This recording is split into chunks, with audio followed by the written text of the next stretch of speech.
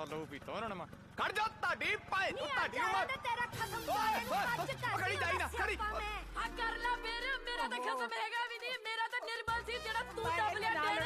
ਨੀ ਕੁੱਤੀਆ ਤੂੰ ਬਸ ਕਰੋ ਹੁਣ ਛੱਡ ਕੁੱਤੀਆ ਨਾ ਕਹਿ ਮੈਨੂੰ ਕੁੱਤੀਆ ਸੀ ਮੈਂ ਤੂੰ ਨਾ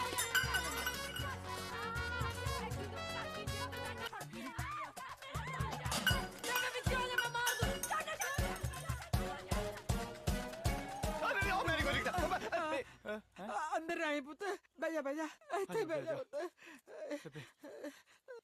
ਮਰ ਗਈ। ਮੈਂ ਮੈਂਬਰ ਸਾਹਿਬ ਤੋਂ ਚੌਰਾ ਕਦੋਂ ਦਾ ਹੋ ਗਿਆ? ਜਦੋਂ ਮੈਂ ਤੂੰ ਹੋ ਗਈ ਪੁੱਤ। ਬੇਬੇ ਵਾਲਾਂ ਦਾ ਕੀ ਹਾਲ ਕੀਤਾ ਈ? ਕਿਵੇਂ ਆ ਮੈਂਬਰਾ, ਬਾਹਰ ਬੈਠੇ ਹੋ?